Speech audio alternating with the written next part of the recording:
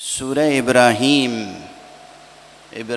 بت شکن، یہ سورہ از اول تا آخر اپنی ایک ایک آیت میں نہ جانے کتنے مضامین اور کتنی حکمتیں اور کتنے معارف سموئے ہوئے ہیں۔ حضرت امام زین العابدین علیہ الصلاۃ والسلام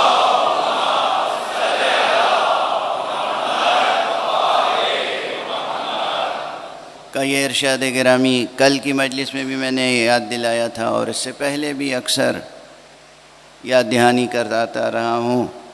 آپ نے فرمایا ہے کہ قرآن مجید کی آیتیں آیات القرآن خزائن، قرآن مجید کی آیتیں خزانے ہیں، خزانے۔ ایک ایک آیت ایک انتہائی عمیق و وسیع و عریض و عریق خزانہ ہوتا ہے۔ تو جب بھی کوئی شخص کسی خزانے کے دہانے پہ پہنچے تو اس پہ یہ لازم ہوتا ہے کہ وہ دیکھے اس خزانے میں کیا کیا اللہ نے نعمتیں رکھی ہیں۔ تو تدبر فی القرآن کے سلسلے میں اور تفکر فی القرآن کے سلسلے میں یہ ایک رہنما ارشاد ہے ہمارے چوتھے امام علیہ السلام کا۔ قرآن مجید پڑھیں، میں اکثر عرض کرتا ہوں، قرآن مجید جس قدر جتنا بھی روزانہ پڑھ سکیں پڑھیں، اپنے وظیفے میں رکھیں، صبح، شام یا سحر کے وقت، یا نماز عصر کے بعد، نماز صبح کے بعد، نماز عصر کے بعد یا سحر کے وقت۔ یہ تین اوقات تو بہت ہی عظیم الشان ہیں۔ یہ وہ اوقات ہیں کہ جب قرآن مجید انسان آداب قرآن کے ساتھ باوضو ہو کر عشق الہی کے ساتھ تلاوت کرتا ہے تو اللہ سبحانہ و تعالی، وہ عربی جانتا ہو یا نہ جانتا ہو، اس تلاوت کرنے والے کے قلب پر نورانیتوں کی چھوٹ پڑتی رہتی ہے۔ کوئی صحبت قرآن سے بے فیض نہیں اٹھتا۔ یہ ممکن نہیں ہے کہ کوئی قرآن حکیم کو اپنے سامنے کھول کر رکھے، محبت کے ساتھ، یقین کے ساتھ تلاوت کرے اور اسے کچھ حاصل نہ ہو۔ یہ ممکن نہیں ہے۔ جو لوگ یہ کہتے ہیں ان کی رائے سے میں متفق نہیں ہوں۔ بہت سے حضرات بحث کرتے ہیں کہ قرآن، ایک تو بہت بڑے عالم ہیں، میں اس وقت نام نہیں لینا چاہتا ان کا، عالم ہیں وہ، لیکن وہ کہتے ہیں کہ اس طرح سے قرآن مجید پڑھنا کہ انسان ترجمے سے بالکل واقف نہ ہو اور تفسیر سے واقف نہ ہو، یہ باطل ہے۔ یہ لفظ باطل کا استعمال اس طرح سے انہوں نے کر لیا کہ ان کا علم و فضل و اجتہاد کا بطلان خود ہی واضح ہو گیا۔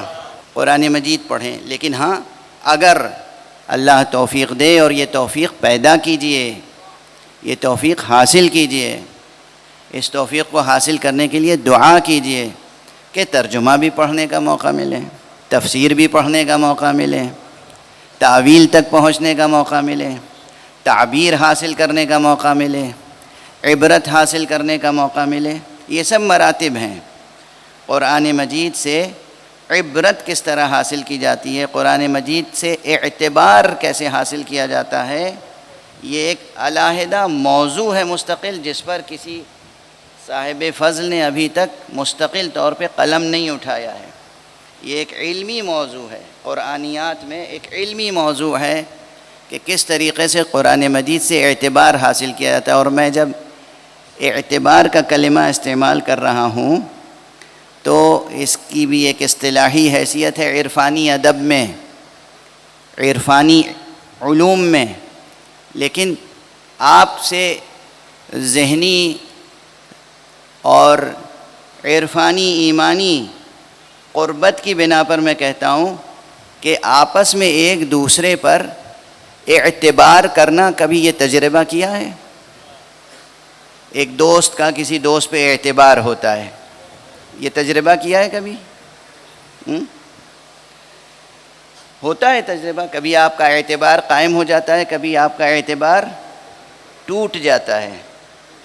رشتوں میں یہ ہوتا ہے، بھائی بھائی کے رشتوں میں ہوتا ہے، والدین اور اولاد کے رشتوں میں ہوتا ہے کہ ایک رشتہ ہے، اس رشتے کے تقاضے کچھ بے کہے تسلیم کیے جاتے ہیں، لیکن کبھی کبھی وہ تقاضے پورے ہوتے ہیں تو کہا جاتا ہے کہ میرا اعتبار قائم ہو گیا، اور کبھی وہ تقاضے پورے نہیں ہوتے تو کہا جاتا ہے کہ بھئی اعتبار کو ٹھیس لگی، اعتبار ٹوٹ گیا۔ اب میں عرض کر رہا ہوں کہ قرآن مجید سے اپنا اعتبار حاصل کریں۔ جوانان عزیز، بطور خاص جوانان عزیز، یہ نوخیز بچے، ان کی تربیت ماں باپ اس طرح کریں، بڑے بھائی چھوٹے بھائیوں کی تربیت اس طرح کریں، بزرگ مومنین اپنے نوجوان برخورداروں کی اس طرح تربیت کریں کہ یہ قرآن سے اعتبار حاصل کریں، اور پھر یہ میوچول رشتہ ہو، آپ کا قرآن پر اعتبار ہو، قرآن کا آپ پر اعتبار ہو جائے۔